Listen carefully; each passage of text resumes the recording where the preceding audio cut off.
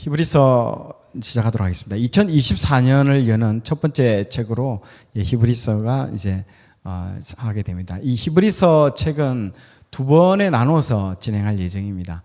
상당히 중요한 책이기 때문에 한 번으로 강의한다기보다는 두 번 나눠서 진행을 하겠습니다. 자, 목차부터 오늘 할 목차부터 먼저 말씀을 드리도록 하겠습니다. 자, 인트로, 그 다음에 수신자와 발신자, 이 책을 쓴 목적은 무엇인가, 이제 역사적 배경에 대해서 말씀을 드리도록 하겠습니다.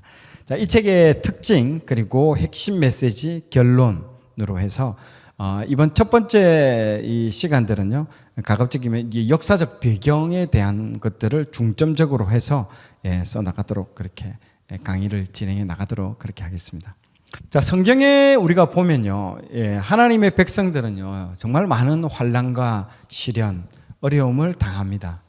우리가 출애굽의 역사, 이스라엘 백성이 어떻게 이제 만들어졌는지, 이스라엘 백성들이 어떻게 자유를 얻게 되었는지, 그 출애굽 당시에 애굽에서 무려 430년간 종살이를 하고 탈출을 하게 되죠. 그 탈출이 이제 엑소더스라고 하지 않습니까? 그래서 탈출을 합니다. 그리고 홍해를 건너기 전에도 어떤 일이 있죠? 앞에는 홍해가 있고 뒤에는 애굽의 그 군대들이 쫓아오는, 그러나 하나님께서 이 불로 그것을 막아버리잖아요. 정말 죽음 직전까지 가는 그런 상황들을 경험하게 됩니다. 거기서 하나님의 구원을 이제 받게 되면서 통과하게 되죠. 그 외에도요, 신구약 중간기에도 극심한 헬라의 박해가 여러분 있었습니다. 계시록에도 그런 똑같은 상황이 또 묘사되기도 하지 않습니까? 이게 역사는 반복되면서 우리 믿는 사람들이 얼마만큼 어려움과 시련과 핍박과 박해가 있었는지를 역사가 반복적으로 증명해주고 있습니다. 그리고 우리가 지금 이 시대를 살아가는 우리에게도 하나님께서 동일하게 정말 극심한 박해와 어려움들이 또 올 것이다 라는 것들을 우리는 이 성경을 읽으면서 또 한번 알게 됩니다. 그리고 또 예상이 되고 있는 것이죠. 그때 우리는 과연 우리가 어떻게 할 것인가, 이 환난과 어려움을 우리가 어떻게 이겨나갈 것이고, 핍박과 환난을 견디는 그 힘, 그 인내, 힘, 믿음, 이건 어디서 과연 우리가 나올 수 있는가, 그 부분에 대한 이런 질문에 대한 답을 주는 책이 이 히브리서입니다. 그래서 지금 평안한 시기를 살아가는 때는 우리가 잘 모를 수 있겠지만은요, 앞으로 우리가 예상치 못했던 그 코로나 때도 우리가 상당히 많은 그런 걸 경험했지 않습니까? 교회가 문을 닫고, 교회 또 엄청난 또 사회로부터 교회가 핍박을 받는 상황들을 우리가 많이 경험했지 않습니까? 그런 것들을 통해서 미리 예방주사를 놓아주는 책이 히브리서의 책이 아닌가 싶습니다. 자, 그리고 이 히브리서는요, 또 왜 중요하냐? 루터의 그 종교개혁을 이끌었던 그 믿음 시리즈, 3부작 시리즈 책이 있습니다. 그 책 중에 하나가 이 로마서, 갈라디아서, 히브리서, 이 3대 믿음 트리오죠. 믿음 시리즈 트리오의 이 세 권의 책이 있는데, 그 중에 한 권의 책이 이 오늘 배우게 될 히브리서입니다. 믿음을 굉장히 강조하고 있죠.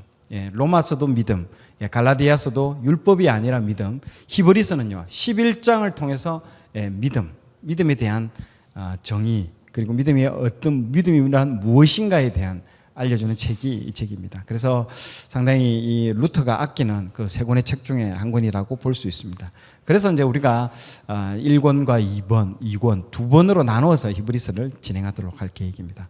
자, 1편은요, 오늘 하게 될 이 히브리서 1편은요, 우리가 히브리서를 이해하는 데 있어서 가장 중요한 부분들이 무엇이냐, 이 시대적 배경입니다.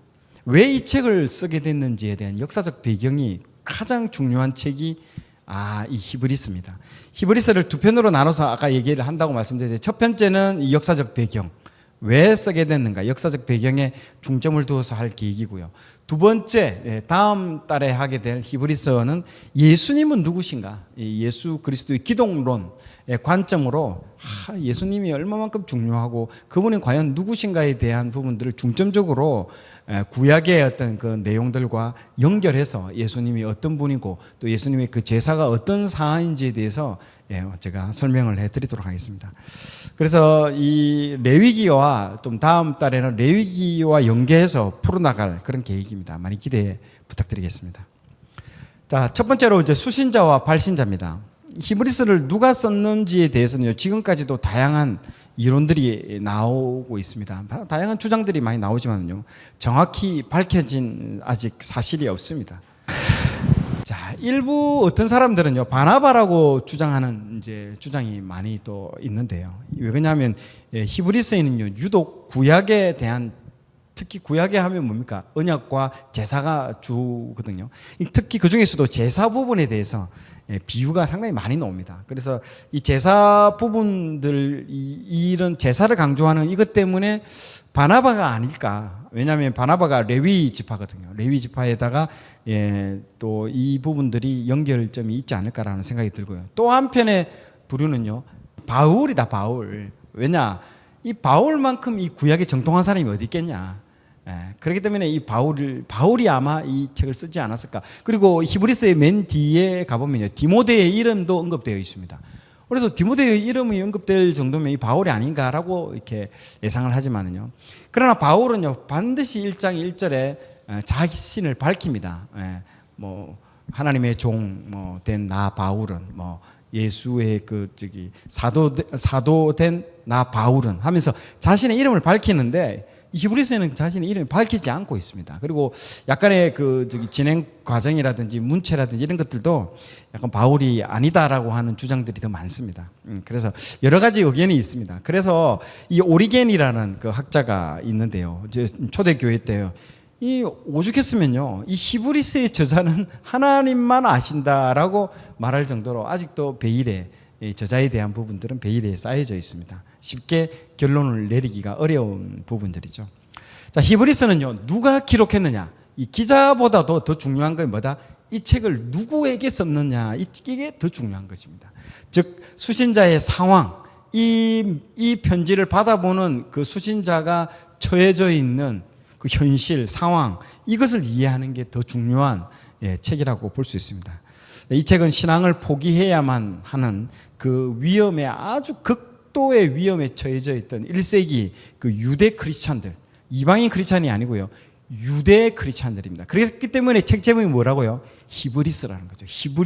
히브리라는 뜻에, 히브리라는 뜻이 뭐라고 했습니까? 제가 강을 건넌 사람이라고 했잖아요. 그래서 갈대아 우르에서 나와가지고 메소포타미아를 건너기 위해서는요, 그 강을 건너지 않습니까? 강을 건넜기 때문에 유프라테스, 티그리스 강을 건넌 그 사람들을 이름하여 히브리인들이라고 얘기를 하고 있습니다. 그 히브리인들 1세기에 그 로마에서 극심한 박해를 받고 있었던 유대 크리스찬들을 위해서 쓴 책이 이 히브리서입니다. 당시 로마 제국 내에서는요, 정통 유대인이 있었고요. 그리고 유대인 중에서 개종한 크리스천들이 있었습니다. 그리고 또 로마 내에서는 또 이방인 또 크리스천들이 있었고, 다양한 부류들이 있었지만은요, 이 히브리인들은 두 종류로 나누면, 한 부류는 정통 유대교, 한 부류는 예수님을 믿고 유대교에서 그리스도교로 옮긴 그런 부류들이 있었습니다. 자, 이 시대적 배경은 네로 시대 때인데요. 이 네로 시대 때 개종한 많은 크리스찬들이 크리스찬 유대인들이 극심한 박해를 받고 있었습니다. 그것을 피해서 어떻게 됐을까? 다시 유대교로 돌아가는 경우가 여러분 상당히 많았습니다. 그래서 다시 유대교로 돌아갔던 그 사람들을 위해서 썼던 책인 거죠. 그래서 이 히브리서는요, 로마 제국 내에서 히브리인 크리스찬들 중에서 로마의 박해로 인해 가지고 신앙을 갈피를 잡지 못하고 고민하고 있거나 당시 유대교로 돌아간 그 히브리인들을 위해서 썼던 책이라고 여러분 이해하시고 보시면 됩니다. 그래서 원래 자기들이 믿었던 그 유대교로 돌아갔기 때문에 이 사람들이 유대교 사람들이 좋아하는 것들이 무엇이 있을까라고 여러분들 생각을 해볼 때에 가장 많이 좋아하는 부분이 뭔가? 성전, 제사, 이 두 가지가 여러분 핵심입니다. 예, 과거의 유대교를 믿는 사람들이 가장 중요하게 생각하는 것은 성전과 제사입니다. 이 구약의 성전과 제사들이 가득 내용이 이 히브리서에는요 가득 담겨져 있습니다. 그래서 히브리서를 신약에 뭐라고 하냐면 레위기라고 합니다. 신약의 레위기라고 부를 정도로 구약의 그 레위기의 내용들 그리고 제사와 성전에 대한 내용들이 이 책에는요 가득 담겨져 있습니다. 이제부터 오늘 내용의 하이라이트 핵심이죠. 역사적 배경에 대해서 설명을 좀 하도록 하겠습니다. 자, 이 책에 쓴 배경은요 역사적 배경을 아는 게 핵심입니다. AD 64년 7월 18일에서 19일 그날 밤입니다. 18일 저녁에서 19일로 넘어가는 아주 야심한 그 시간에 모든 사람들이 잠든 깊은 그 저녁에 로마 경기장 북서쪽에서 큰 불이 나기 시작합니다. 만일 이 불이 대낮에 났다면요 아마 쉽게 불을 끄고 큰 문제가 되지 않았을 것입니다. 64년 당시에 로마에서는요 이 소방서의 관청이 불을 끄는 그 소방서 관청이 있었다고 문헌에는 나오고 있습니다. 그런데 문제는 이 화재가요 모든 사람들이 깊은 잠든 새벽에 일어나서 사람들이 이 불을 난 것을 알았을 때는요 너무나 안타깝게도 이미 불이 많이 번진 상태입니다. 당시 로마 도시는요 이 계획 도시가 아니었습니다. 그래서 굉장히 길이 어떻게 되냐면 구불구불 좁고 구불구불했습니다. 그리고 옛날 목조 주택으로 집을 짓고 그 위에 또 쌓고 해서 그 나무들이요 막 장작 더미처럼 불타기에 너무너무 좋은 조건이었습니다. 그래서 기록된 문헌에 의하면요 불이 한번 났을 때는요 불이 순식간에 번졌다고 합니다. 확 이게 목조 건물이기 때문에 불이 나면 쫙 타고 들어가는 겁니다. 불이야 하고 사람들이 막 외쳤을 때는요 사람들이 알아서 뛰쳐나오면요 다시 들어갈 수 없었습니다. 왜냐하면 이게 목조 건물이기 때문에 불이 나면 바로 그냥 무너져 버리는 그런 가옥이기 때문에 다시 그 집으로 들어갈 수 있는 그런 상황이 아닌 거죠. 그래서 어디냐 나와서 그 주변에 옆에 있는 언덕 위에 올라갈 수밖에 없었습니다. 여러분 불구경이 아무리 재밌다고 하더라도 내 집이 불타고 내 자녀가 지금 불 안에서 집 안에서 불타고 내 부모가 내 가족이 지금 불타고 있는데 여러분 그게 뭐가 재미있겠습니까? 얼마나 피눈물 나겠습니까? 그걸 보고 있는 장면들이. 그래서 그 집안에서 아직 나오지 못한 그 가족들이 눈이 마주쳤을 때 어떻게 됐습니까? 아빠 나 좀 꺼내달라고 그 안에서 그 눈을 보고 있는 그 가족들 자녀들의 모습들을 봤을 때 처참한 거죠. 그 가슴이 미어 터지는 그 마음이라는 게 어떨까요? 이 불이 무려요 5박 6일 동안 탔답니다. 5일 내지는 6일까지 계속 손 쓸 수 없을 정도로 타기 시작하는 거예요. 여러분 불이 꺼지지 않는 상태에서 5일에서 6일 탔다면요 그건 완전히 그 일대는 다 그냥 불로 그냥 다 전소됐다, 완전히 다 타버렸다라는 그 말입니다. 이 당시 로마는요 기록된 문헌에 의하면 그 14구역이 로마는요 되어 있습니다. 우리 지금 구역이 딱딱딱 나눠져 있는데 그 14구역 가운데 무려 이 3구역은요 완전히 100% 다 전소, 그리고 7구역은 50%만 탔고요. 그래서 10구역이 총 손실이 일어납니다. 다행히 4구역은요 아무런 피해를 입지 않습니다. 소실이 일어나지 않습니다. 이 4구역이 불타지 않은 이유는 왜일까요? 위치 때문에 그렇습니다. 지리적 위치. 자, 이거 한번 보십시오. 구하기 힘들었던 이 자료들을 이렇게. 그래서 이 로마도 이 우리나라 이 서울하고 비슷합니다. 강남, 강북이 있는 것처럼. 우리는 서울은 어디가 잘 삽니까? 강남이 잘 살죠. 로마는 반대입니다. 강북이 잘 살았어요. 강북이. 그렇기 때문에 이 불이 이 강남 이쪽에서 불이 확 붙었습니다. 근데 아까 타지 않았던 4구역은요, 그 강북에 있었다는 거죠. 그래서 불이 강을 넘지 못한 거죠.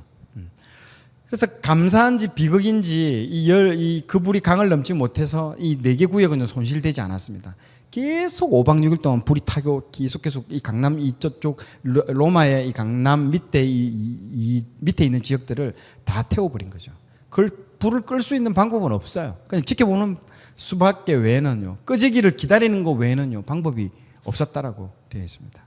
그래서 5일에서 6일 동안 불이 타서 서서히 꺼져갈 때 이제 6일 정도 돼서 꺼져가니까 사람들이 언덕에서 내려오기 시작하는 거예요. 내려와가지고 이제 불이 다 꺼지나 싶었는데 갑자기 그때 또 어떤 일이냐, 돌풍이 불기 시작합니다. 불이 돌풍이 불면서 또 거기서 또 한 번 더 불이 번져가지고요 3일 내지는 4일 더 타게 됐습니다. 공식 문헌에 따르면요 이 로마 대화재는요 9일에서 10일 정도를 다 탔다라고 합니다. 여러분 한 도시가요 9일에서 10일 동안 불이 탔다면요 그냥 다 썰어버린 겁니다. 내 가족들, 내가 일평생 모아왔던 재산들 한꺼번에 싹 다 화마에 사라져버린 것이죠. 그 처참함과 상실감을 이루 말로 표현할 수가 없었습니다. 로마 시민들은요 분노로 얼마나 그 분노가 팽배했던지, 그래서 그 상실감에 젖은 그 성난 로마 시민들은요 이 자기 안에 있는 그 분노를 쏟아내야 될 그 대상자를 찾고 있었던 것이죠. 이 14개의 그 구역 가운데 10개 구역만 소실되어 가지고 강북에 있는 4개 구역은 소실되지 않았다고 아까 말씀을 드렸는데요. 공교롭게도 이 강북에 있는 4구역에 사는 사람들이 어떤 사람인지 아십니까? 유대인들입니다. 여러분 유대인들. 유대인들이 그 당시에 굉장히 여러분 잘 살았습니다. 여러분 유대인들은 한번 그 로마 식민지로 끌려가고 구역에 있지만요 자기들은 고리대금 하면서 악착같이 돈을 모아가지고요 굉장히 잘 살았어요. 그래서 사람들이 생각을 합니다. 이거 유대인들이 불 저지른 거 아니야? 라고 생각을 딱 합니다. 어떻게 로마 사람들이 이 불은 밑에 강남에 있는 로마 사람들이 전부 불에 다 타버렸는데 어떻게 강북은 저렇게 불이 안 나고 저렇게 깔끔하게 저렇게 있을 수 있냐고, 유대인들만 어떻게 잘 살 수 있냐고. 그래서 처음에는 그 방화범의 그 화살이 유대인들한테 딱 몰려갑니다. 그런데 그때 황제의 부인이 이걸 막아줍니다. 황제 부인이 포비아인데요. 뭐 정확한지는 모르겠지만 황제 부인이 유대교라는 유대인이었다는 그런 뭐 설도 있습니다. 그래서 아닙니다 여러분, 제가 절대 유대인들이 이 불을 저지른 게 유대인들이 아니라고 막 적극적으로 변호해 줍니다. 황제 부인 나서서. 그러면서 좀 잠잠해지면서 그러면 이 불은 과연 누가 냈느냐고 막 사람들이 막 그 대상자를, 우리나라도 그렇지 않습니까? 뭔가 이런 일이 터지면요 그 어떤 비난을 받아야 될 그 대상자를 찾는 게 계속된 연속된 일입니다. 자, 그래서 박해가 이제 시작되는 장면들입니다. 어디서부터 이 불이 시작됐는지 차근차근 따져보니까요 로마 경기장 북서쪽에서 이 불이 시작됐다는 거죠. 그런데 공교롭게도 이 불이 나기 10년 전에 네로 황제가 즉위를 했습니다. 그런 즉위할 때 입버릇처럼 했던 말이 뭔 줄 아십니까? 이 대로마 제국의 수도인 이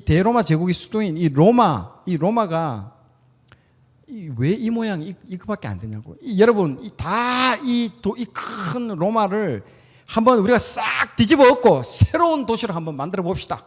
우리 한번 다 썰어버리고 기가 막히게 멋진 도시 우리 한번 재건해 봅시다. 우리 다 한번 갈아엎어 봅시다. 라고 입버릇처럼 계속 얘기한 거예요. 로마 사람들이 합리적인 의심을 하기 시작합니다. 야, 이거 네로가 이거 불 저지른 거 아니야 이거? 늘 입버릇처럼 한번 싹 다 한번 갈아엎고 싹 다 한번 썰어버리고 우리 한번 새로운 도시 한번 건설해 보자라고 얘기했는 거, 이거 혹시 합리적인 의심을 할 수밖에 없는 상황인 거죠. 그래서 성난 로마 시민들이 막 입소문 막 소문이 나기 시작하면서 그 기록에 의하면요 무기가 없으니까 농기구들을 들고 막 그 황제가 살고 있는 그 로마 황제가 살고 있는 궁의 100m 그 앞에 있는 그 궁 정원 뜰 앞까지 이제 진입했다고 나와 있습니다. 여러분 상상을 해보십시오. 그 성난 그 군중들, 자기 자녀가 죽고 자기 재산이 다 사라진 그 사람들이 뭐 어디라도 지금 이 분노를 풀어야 되는 거예요. 그런데 그 지금 왕궁의 그 정원 뜰 앞까지 왔다라고 생각해 보세요. 그리고 막 그 앞에 있는 새 창살들을 막 뜯어내기 시작하는 거예요. 얼마나 무섭겠습니까? 그리고 소리 지르면서 막 나와 하면서 죽여버릴 거야 하면서 얼마나 덜덜덜 떨릴까요? 영국 BBC 다큐멘터리 여러분들 그 이 장면들이 나오면 로마 대화재를 그랬던 그 다큐멘터리에 보면요 정확한 기록에 의하면요 로마 황제 네로는요 그 당시 로마에 없었다라고 기록 문헌이 나와 있습니다. 지방에 있었다라고 나와 있습니다. 예, 증명이 됐어요. 그래서 실질적으로. 그런데 아무튼 그 황제가 이 타는 도시를 바라보면서 막 그 당시에는 흉흉한 소문이 도는 거예요. 네로가 그 타는 도시 그를 보면서 화풀을 타면서 눈물을 막 시를 짓고 눈물을 흘렸다 뭐 그런 얘기들도 우리가 상당히 옛날에 많이 들었거든요. 그런 소문들이 드라마틱하게 만들어진 구성된 아주 가짜 뉴스들인 거죠. 그런 것들이 횡행했다는 거죠. 그것 때문에 막 이제 그 네로 황제가 살고 있는 거기까지 지금 쳐들어오고 있는 상황입니다. 아무튼 사람들이 의심할 수밖에 없는 겁니다. 네로가 했을까요? 하면서 들어오는 거죠. 그래서 네로는요, 사실이든 아니든 자기가 살기 위해서 누군가를 방화범으로 지목할 수밖에 없는 지금 그런 상황이었습니다. 그런데 가만히 봤더니 로마 사람들이 싫어하는 한 부류가 있었던데요. 그 사람들이 바로 크리스찬들입니다. 크리스찬. 왜냐하면 그리스도인들이 당시에 많은 오해들을 여러분 받고 있었습니다. 성만찬을 우리는요, 피와 예수님의 그 피와 살을 기념한다라고 하기 위해서 우리가 성만찬을 하잖아요. 근데 밖에서 볼 때는요, 이는 내 피니 마셔라, 피를 마시고 이는 내 산이니 먹어라, 인육을 막 먹고 피를 마시는 그런 약간 카니발을 즐기는 이상한 그런 종교 집단이라고, 컬트 종교 집단처럼 그렇게 생각하는 경우가 많았거든요. 굉장히 무서워했다는 거죠. 그리고 두 번째로는요, 도덕적으로 타락한 근친상간하는 사람들이라는 거죠. 사도행전에 보면요, 초대교회의 사람들이 뭐라고 부릅니까? 서로를요, 형제, 자매라고 부르거든요. 형제님, 자매님 부르는 거예요. 근데 조금 시간이 지나니까 형제, 자매가 갑자기 여보, 당신 뭐 이렇게 하니까 이게 지금 이상하게 되어버리는 거죠. 이게. 예. 그러니까 이런 오해들 때문에 당시 로마 안에서는요, 그리스도인들을요 엄청나게 싫어하고 별로 좋아하지 않고 이상한 소문도 돌고 그런 상황이었다는 거죠. 그래서 네로가 내가 방화범이 아니야, 이 불을 저지른 사람은 바로 크리스찬들이야 라고 지목을 해버립니다. 그런데 문제는요, 큰 화재로 모든 것을 잃어버린 그 로마 시민들이요, 자기들이 합리적인 정말 이 판단도 해보고 생각해 해볼 수 있는 그런 상황 자체가 아니었습니다. 누구다라고 지목을 해버리니까요, 그냥 바로 그걸 그대로 받아들이는 그런 상황이었던 것입니다. 그게 사실이든 아니든 그건 상관없다는 거죠. 자신들의 그 성난 분노를요 쏟아부을 그 대상이 지금 필요했다는 것입니다. 황제가요, 내가 아니야, 그리스도인들이야, 니들 마음대로 해, 너희들 그냥 분이 풀릴 때까지 막 죽이려면 죽여, 막 그렇게 했던 게 그 유명한 네로 박해입니다. 그래서 이전에 단 한 번도, 여러분 역사상 단 한 번도 경험해보지 못한 어마어마한 그 박해가요 그리스도인들에게 이제 쏟아지기 시작합니다. 그래서 그 박해를 피해서 사람들이 광야로 지하 무덤으로 다 도망가고 피하고 난리가 납니다. 진짜. 자, 유대교와 크리스찬을 구분하는 방법. 여기서부터 여러분, 예, 문제는 뭐냐면요, 당시에 이 정통 유대교를 믿는 유대인들은요 법적으로 보호가 됩니다. 제가 데살로니가가 할 때도 말을 했죠.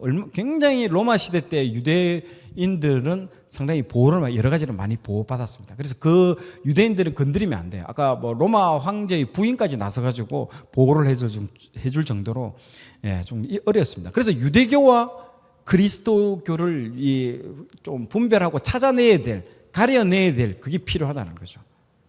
자, 그래서 딱 처음에 갔을 때 유대인들 만났을 때 너 하나님 믿어 안 믿어?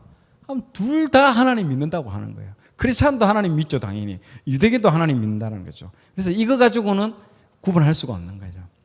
자, 유대인들도 하나님 믿기 때문에 이 구분 안 돼요. 구분할 수 있는 유일한 방법은 뭘까요? 오직 두 글자, 예수라는 거예요. 예수. 예수라는 그 글자가 리트머스 종이인 거죠. 예. 야, 너 예수 믿어 안 믿어? 저는 하나님 믿어요. 그러면 살아요. 그러니까 이 박해는요, 여러분 피할 수 있는 박해입니다. 나 예수 몰라. 나 예수 몰라. 그 자식 그 마리아하고 바람 나가지고 난 자식이잖아 하면서 예수님이 향해서 욕을 한번 해버리면 그냥 풀려 나갈 수 있는, 예, 그런 끔찍한 박해를 피할 수 있었다라는 거죠. 당시 로마 동네에서는요, 누가 크리스찬인지 여러분 다 알 수 있습니다. 로마 시대 때는요, 다 크리스찬들이 너무 유별나게 그렇게 믿고 있기 때문에 저 사람들 크리스찬이라는 걸 미리 다 알고 있었다는 거죠. 그렇기 때문에 크리스찬들이라고 지목을 했을 때 이잡듯이 이제 크리스찬들을 적발해내고 색출해내기 시작하는 겁니다. 자, 그렇게 되면 그 동네 사는 사람들이 로마 군인들을 데리고 가는 거예요. 이 집에 저 사람 크리스찬이라고 지목을 하는 겁니다. 그런 상황에 여러분 어떻게 할까요? 처음부터 강하게 여러분 나 예수 몰라 라고 강하게 부인해야 되지, 조금이라도 눈빛이 조금이라도 흔들린다든지 머뭇거린다, 바로 죽습니다. 바로 죽습니다. 그렇기 때문에 여러분 엄청난 그 박해, 그 다 알고 데리고 왔는데 여러분이 그 상황이라고 생각을 해보십시오. 쉽지 않습니다. 이게 굉장히 무섭고 그 공동체가 지금 어떤 상황인지를 보셔야 돼요. 그래서 피해서 도망가죠. 지하 무덤 카타콤으로 이제 피합니다. 예, 당시 그리스도인들은 이것을 피하기 위해서 굴을 파고 들어갑니다.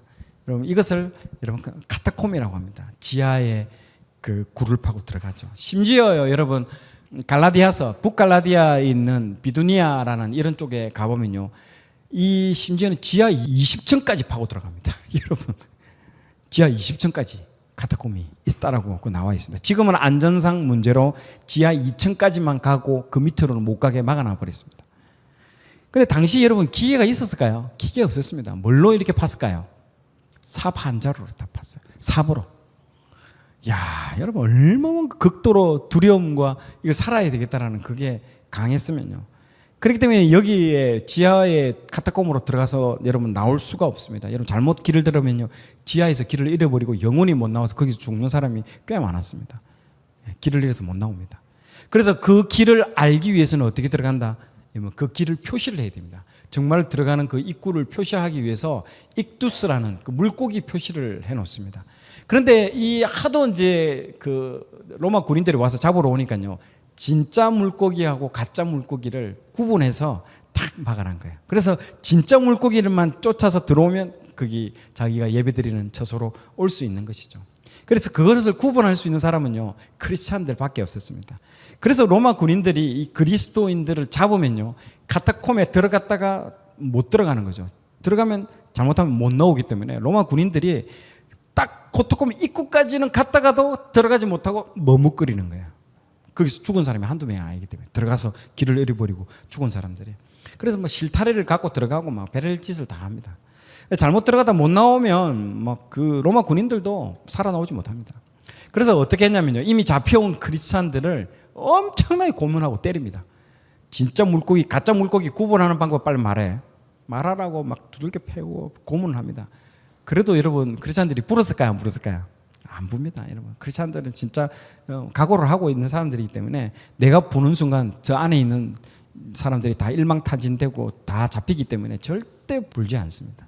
자, 그때부터 이제 끔찍한 고문과 심해지는 박해가 이제 시작됩니다.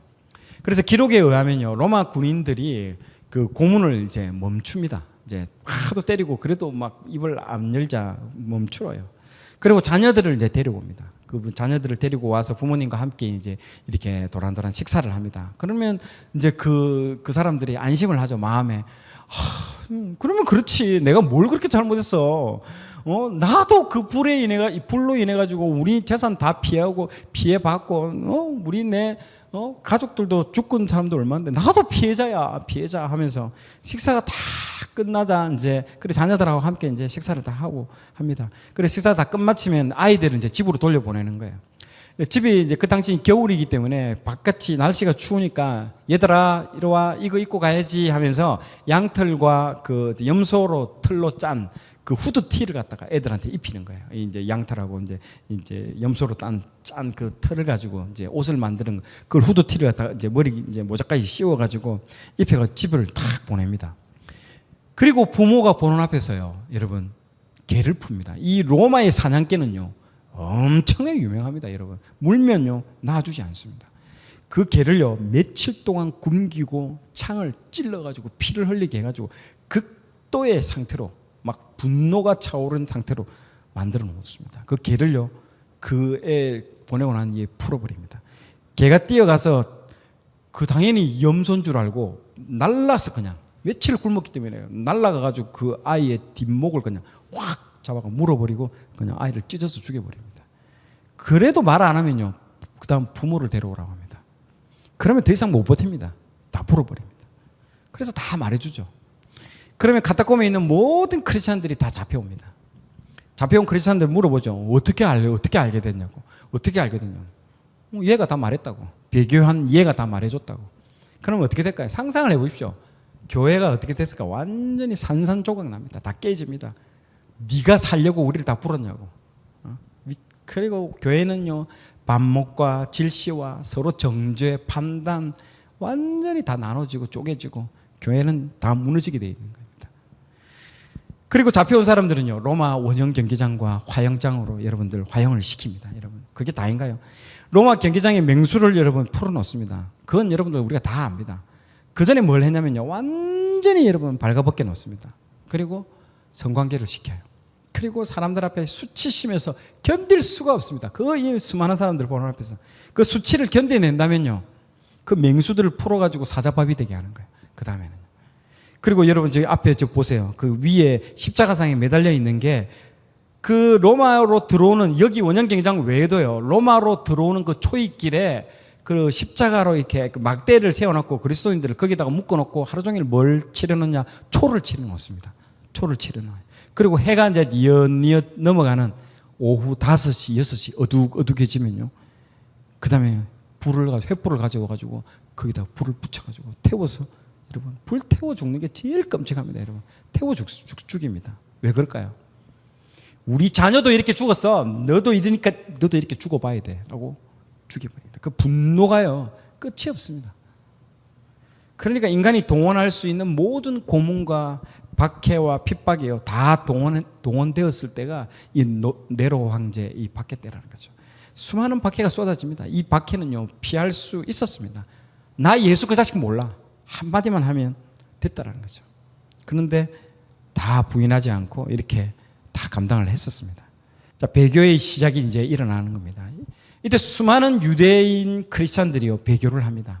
어떤 사람들은 원래 자신이 믿던 그 유대교로 돌아갔기 때문에 배교라고 생각하지 않는 경우도 많았습니다. 나 원래 종교가 유대교에 있고 잠시 내가 크리스찬 갔다가 나 돌아왔기 때문에 나 배교 아니야. 이렇게 하는 사람들도 있었대요. 그런 사람들에게 뭘 썼다? 이 책, 오늘 배우게 될 이 히브리서를 썼다라는 거예요. 좀 그래서 어떤 내용이 나오는 줄 압니까? 뒤에 보면요, 과격함 그리고 심한 말들이 계속 나옵니다. 어떻게 떠날 수가 있냐는 거지. 어떻게 예수를 맛보고 어떻게 과거의 유대교로 돌아갈 수 있냐라고. 그렇게 내용들이 조금 과격하고 심한 말들이 나오는 이유들이 그런 이 역사적 배경을 알고 이러면 보셔야 되는 겁니다. 그래서 배교는 두 가지 종류가 있습니다. 첫 번째 배교는요, 진짜 예수님을 향한 믿음을 그냥 버리는 사람이에요. 박해가 조금이라도 시작되니까요, 고난이 조금이라도 오기 시작하니까 내가 미쳤냐? 예수를 믿게? 내가 예수 때문에 내 재산과 내 자녀를 왜 잃어버려? 나 그거 안 믿어. 나 그 자식 안 믿어. 하면서 그냥 바로 버리는 거예요. 바로 그 순간 시작과 함께, 고난인가 시작과 함께 바로 버리는 거예요. 그런데 또 어떤 부류가 있냐면요, 예수님을 믿어요. 이 사람은 예수님 여전히 사랑해요. 그러나 이 모진 고난과 이 고문과 핍박을요, 감당해낼 자신이 없다라는 거예요. 그래서 두렵다라는 거예요. 그래서 배교를 하게 될 수밖에 없는 그런 부류들도 있었다라는 것입니다. 이렇게 배교한 사람들을요, 참 모질죠. 어떻게 하는지 아십니까? 이렇게 배교한 유대 크리스찬들을요, 로마 원형 경기장에서 사자밥이 되는 이 현장 가운데요, 여러분 지금 보시는 옆에서 맨 앞줄에 다 이렇게 배치해 놓습니다. 딱 앉혀 놓습니다. 배교한 애들을 앉혀 놓습니다. 이제 맹수를 풀어놓으면요, 막 그리스도인들이 막 살려고 막 이제 흩어지고 막 뛰어가는 거잖아요. 그리고 벽을 타고 기어 올라가는 겁니다, 여러분. 손톱이 끊어질 정도로 막 벽을 타고 올라가는 거예요. 사자가 그 뒤에서 물고 공격하고 하면 시민들이 막 일어나서 막 죽여라 그 원한과 막 그 분노를 거기서 일어나서 막 소리치고 외치는 겁니다.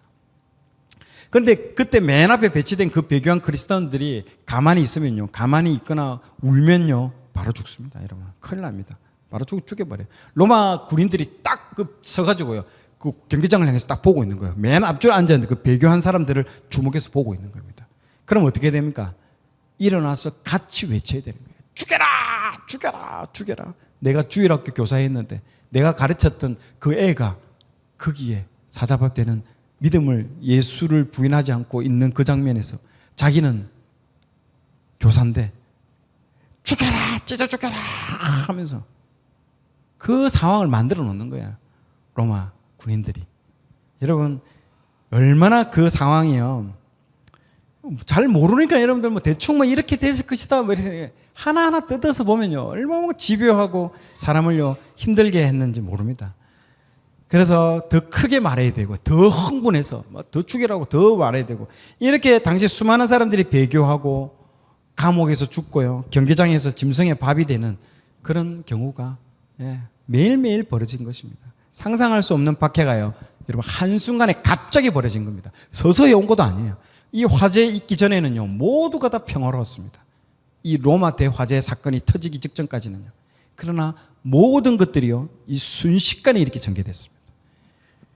우리도 안 그랬습니까? 우리도 코로나 터지기 전까지 뭐 이런 일이 갑자기 이렇게 터질 줄 누가 알았겠습니까? 여러분, 박해라는 게 점점 오는 게 아니에요. 어느 날 갑자기 이제 순식간에 하다가 이제 바로 여러분들 이런 상황에 들어가게 되는 것입니다. 침묵하시는 하나님입니다. 그리스도인들은 짐승의 밥이 되기도 하고 깊은 산과 골짜기에 도망 다니면서 하나님께 기도하죠. 하나님, 좀 도와주세요. 우리가 무슨 죄를 우리가 무슨 죄를 지었습니까? 우리는 예수는 그리스도다. 그 말밖에 한 게 더 있습니까? 그런데 아무리 그 당시에 사람들이 기도하고 하나님께 외치고 막 그랬는데 하나님이 응답하지 않습니다, 여러분. 여러분, 진짜 어려운 게 뭐냐면요, 고난과 핍박, 이게 어려운 게 아니에요. 하나님의 침묵이 정말로 어려운 겁니다. 하나님의 침묵. 이좀 기도했으면 하나님 뭐 응답해 주셔야 되는데 아무런 반응이 없습니다. 하나님께 대한 응답도 없고 반응도 없고 아무것도 없어요. 여러분, AD 64년 이 네로 박해 때에 그리스도인들을 하나님께서 다니엘의 입에서 구해 주셨다라고 하는 이 AD 64년에요. 네로 박해 때 그리스도인들을 하나님께서 다니엘을 사자의 입에서 보호하셨던 것처럼 새 친구들을 풀못불에서 구원하신 것처럼 구약의 기적적인 방법으로 이 그리스도인들을 보호해 주셨고 구출해 내 주셨다라는 흔적은요, 거의 없습니다. 거의 없습니다. 이 거의라는 말은 하나도 없는데 혹시라도 나올까 싶어서 거의라는 거예요. 거의 없어요. 이건 뭘 뜻할까요, 여러분? 하나님이 그렇게 하셨다는 거예요. 이런 상황에서 대체 예수님은 누군가라는 거죠. 이런 상황에서 믿음의 갈등을 하고 있는 사람들에게 전달된 바로 그 책이 오늘 배우게 될 히브리서라는 그 책입니다. 그리고 그리스도를 믿다가 배교하고 유대교로 돌아간 그 사람들에게 쓰는 거예요. 왜 돌아갔냐? 특히 예수님을 알고 맛보고 어떻게 과거로 유대교의 율법으로 어떻게 돌아갈 수 있냐? 그걸 하는 거예요. 설득하는 거예요.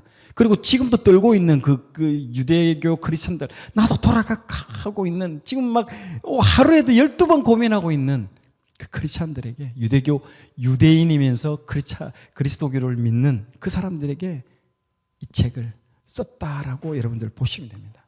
그러면 이 히브리서, 그런 지금 역사적 배경을 여러분 알머리에 넣고 읽으면요, 하나하나가 이해가 될 겁니다, 여러분. 자, 그래서 히브리서의 특징은요, 첫째 말, 인사말과 서론이 없이 바로 그냥 직진입니다. 바로 직진. 바로 들어가 버립니다. 다른 서신서에서는 우리는요, 나 바울은 인사하고 뭐 이렇게 서론이 있습니다. 그러나 이 책은요, 서론이 없습니다. 바로 1장 1절부터가 바로 예수 그리스도는 누군가라는 급합니다. 급해요. 왜 급할까요? 지금 아까 제가 말했던 그 역사적 배경, 그 상황 가운데 써여진 책이라는 거죠. 자, 히브리서 1장 1절 2절 한번 읽어볼까요? 시작. 옛적의 선지자들을 통하여 여러 부분과 여러 모양으로 우리 조상들에게 말씀하신 하나님이 이 모든 날 마지막에는 아들을 통하여 우리에게 말씀하셨으니 이 아들을 만유의 상속자로 세우시고 또 그로 말미암아 모든 세계를 지으셨느니라. 아멘. 자, 히브리서 1장 1절에서 2절 이 말씀이 뭔 말씀일까요? 야, 너 예수가 누군 줄 아냐? 라고 시작하는 거예요. 그분이 어떤 분인지에 대해서 곧바로 치고 들어가는 거예요. 지금 박해는요, 인간의 힘, 내 능력, 내 노력, 내 의지로 이길 수 있는 박해가 아닙니다, 여러분. 오직 예수, 그 이름, 그 믿음 말고는요, 이길 수 있는 박해가 아닙니다. 여러분, 예수님이 존재하는 이유는요, 여러분, 내 소원 들어주기 위해서 그분이 존재하는 게 아니에요. 예수님은 선하셔서 항상 내 소원 잘 들어주시는 분이야. 언제 예수님이 선하신 분인가요? 내 소원 잘 들어줄 때, 내 문제 해결되고 내 고민 이거 해결해 주는 때, 그때 예수님은 항상 선하시고 좋으신 분 아닌가요? 그러면 안 된다라는 그 얘기를 하는 겁니다. 여러분, 하나님이 우리를 위해 존재하는 것이 아니라 이사야 43장 21절에 뭐라고 되어 있습니까? 읽어볼게요. 시작. 이 백성은 내가 나를 위하여 지었나니 나를 찬송하게 하려 함이니라. 아멘. 이 말씀처럼요, 우리가 하나님을 위해서 지음받은 존재라는 것을 여러분 잊으면 안 됩니다. 자꾸 우리는요, 내가 존재하고 그 하나님은 나의 존재를 필요를 채워주는 뭐 그렇게 생각하는데요, 철저히 우리가요, 하나님을 위해서 우리가 지음받은 존재라는 걸 우리는 알아야 됩니다. 정체성을 알아야 됩니다. 그래서 내 문제 이런 거에 매몰되면요, 끝도 없습니다. 여러분, 내 문제 해결되면 그다음에 내 문제 해결되면 그다음에 하나님 섬기겠지, 웃기는 얘기입니다. 내 문제 해결되면요, 또 다른 문제 나올 거예요. 그럼 평생 내 문제에다가 매몰돼가지고 끝나는 겁니다. 그렇기 때문에 자꾸 이 말씀을 하는 겁니다. 너희들이 존재 목적이 뭐냐? 나를 위해서 너희들이 존재한다라는, 하나님께서 그 얘기를 하는 겁니다. 얼마나 많은 신앙이 여러분 바뀌어 있습니까? 편리한 신앙, 내 중심적인 신앙, 내가 왕인 시대를 살아가고 있는 이 시대 아닐까요? 하나님이 우리를 위해서 존재하는 것이 여러분 절대 아닙니다. 우리가 하나님을 위해서 존재하는 사람들이죠. 피조물인 것을 우리는 잊고요, 우리가 주인인 것처럼 살아가면서 하나님을 부리고 하나님을 이용하고 심지어는요, 하나님을 사육하는 사람도 있습니다. 여러분, 하나님은 그렇게 우리에게 이용당할 분이 여러분 아닙니다. 여러분, 그걸 잘 아셔야 됩니다. 우리가 믿는 그 예수님이 어떤 분인지를 모르면요, 마지막 환난 때에 우리는요, 배교할 수밖에 없습니다. 그래서 지금 이 책을 미리 우리에게 보여주신 것이죠. 내가 힘들 때 도움도 주지 못하는 이런 무능한 신 내가 믿지 않을 거야. 아무 응답이 없을 때야, 하나님이 아무리 내가 기도해도 하나님 응답 없으면요, 여러분 다 배교하고 떠나고 옵니다. 다 배교하고 떠납니다. 그래서 히브리서는요, 다시 한번 예수님이 누구신지를 우리에게 알려줘서 다시 신앙을 회복하게 하고 이런 극심한 박해를 견딜 수 있는 힘을 우리에게 주기 때문에 이 히브리서를 우리에게 알려주시는 책인 것이죠. 그래서 도대체 예수님은 누군가? 그분은 누구신가? 그 수많은 갈등과 질문, 도대체 이 믿음을 가지는 것에 내 생명을 다 바쳐가지고 믿음을 지킨다는 것이 도대체 무슨 의미가 있는 것일까라고 끝없이 여러분 질문했지 않았을까요? 이 유대교 크리스찬들이요, 1세기 때 얼마나 하루에도 몇 번 질문했을까? 믿음이라는 게 과연 뭔가? 그래서 여러분 히브리서 11장은요 11장 통째로 믿음장이에요. 믿음으로 시작해서 믿음으로 그냥 끝나게 되는, 내가 이 믿음을 지키는 게 가치가 있을까? 의미가 있을까? 믿음 때문에 내 자녀가 막 저렇게 처절하게 그냥 죽어가고 있는 것도, 그리고 아니라 저렇게 처절하게 죽는 게 저게 가치가 있나라는 의미가 있나라는 그 수많은 질문을 가진 사람들에게 전달된 책이 그 하나님의 말씀이 히브리서라는 것입니다. 자, 두 번째입니다. 이 책의 특징의 두 번째는요, 비교입니다. 자, 무엇을 비교할까요? 이 책의 특징이 비교 문학의 완전 진수의 책입니다. 유대인들이 예수님을 믿다가 박해가 심해지자 이 박해를 피해 다시 유대교로 이제 돌아간다라고 아까 얘기를 했죠. 유대교에서 강조하는 것과 예수님을 서로 비교합니다. 야, 니 왜 유대교로 돌아갔냐? 유대교에서 유대교 너희들이 자랑하는 게 뭐냐? 그거 하나씩 꺼내봐. 내가 예수님과 다 비교해서 내가 설명을 해줄게. 라고 지금 얘기를 해주는 거야. 너희들이 뭘 좋아해? 그래서 유대교에서 강조하는 것, 어떤 것이 더 좋고 어떤 것이 더 진리에 가까운지 설명해 주는 거예요. 비교하면서 더 좋은 거 예소하는 거예요. 그래서 이걸 비교하려고 하니까요, 더 좋은, 더 아름다운 이런 표현들이 계속 나옵니다. 히브리서 6장 9절 한번 읽어볼까요? 구원에 속한 더 좋은 것 설명을 해볼게요. 시작. 사랑하는 자들아, 우리가 이같이 말하나 너희에게는 이보다 더 좋은 것 곧 구원에 속한 것이 있음을 확신하노라. 더 좋은 언약. 히브리서 7장 22절 시작. 이와 같이 예수는 더 좋은 언약의 보증이 되셨느니라. 아멘. 더 좋은 약속이 또 나오죠. 같이 읽어볼까요? 시작. 그러나 이제 그는 더 아름다운 직분을 얻으셨으니 그는 더 좋은 약속으로 세우신 더 좋은 언약의 중보자시라. 아멘. 더 좋은 이렇게 더 좋은으로 비교급으로 계속 사용하고 있습니다. 그 이유가 뭘까요? 예수님이 그렇게 대단하다는 거예요. 예수님밖에 없다, 얘들아. 그게 강조하는 겁니다. 자, 또 계속 읽어보고요. 더 크고 온전한 장막. 히브리서 9장 11절 시작. 그리스도께서는 장래 좋은 일의 대제사장으로 오사 손으로 짓지 아니한 것 곧 이 창조에 속하지 아니한 더 크고 온전한 장막으로 말미암아. 아멘. 더 좋은 제물도 나옵니다. 히브리서 9장 23절.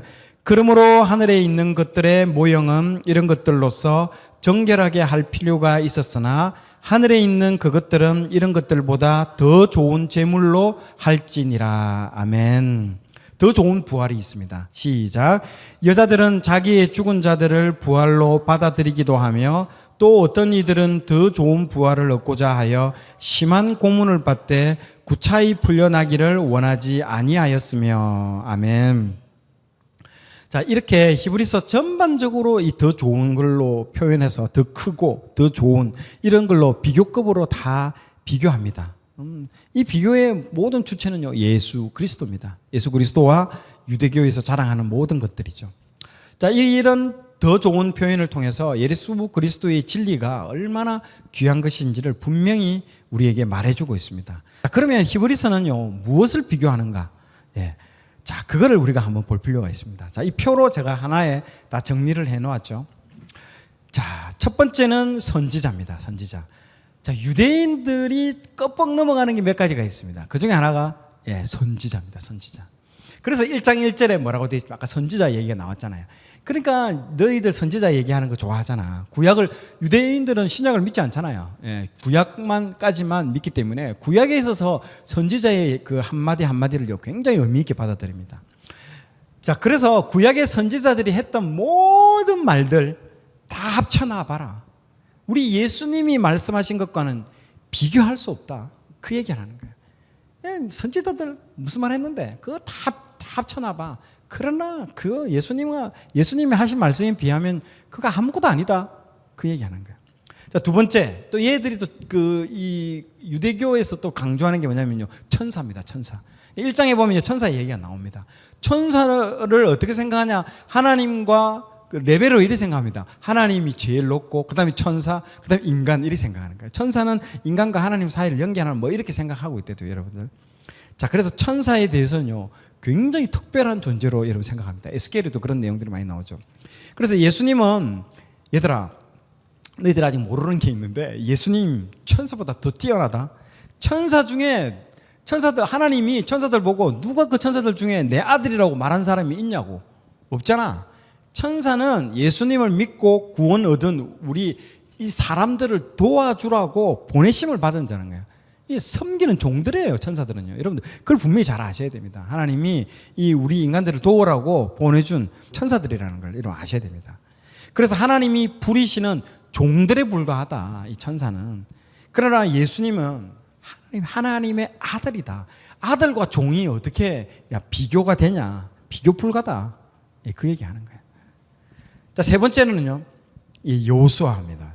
여호수아하고 모세와 여호수아가 여기에 이제 또 나옵니다. 유대인들 모세하면요, 끄뻑 넘어갑니다, 진짜. 여호수아도요, 너무너무 좋아합니다. 유대인들은요, 이 두 인물에 대해서. 그런데 뭐라고 합니까? 야, 한번 봐라. 모세는 하나님의 그 집을 맡은 사환에 불과하다. 사환. 그 집사야. 걔는 집 지키는 집사 아니야. 그러나 예수님은 그 집에 누구라고요? 독생자 아들이야. 어떻게 모세하고 비교하냐? 어떻게 그 집의 아들하고 그 집의 집사, 그 사환하고 비교하냐? 말도 안 된다는 거죠. 그리고 유대인들이 또 좋아하는 거는요, 여호수아입니다. 여호수아는요, 유대인들은 우리나라의 이순신 같은 장군으로 딱 생각합니다. 엄청나게 이순신 장군 욕하면 어떻게 됩니까? 큰일 납니다. 아주 절대적인 거야. 진짜. 그렇듯이 여호수아를 아주 존경하는 인물로 진짜 절대적인 인물입니다. 근데 여호수아 봐.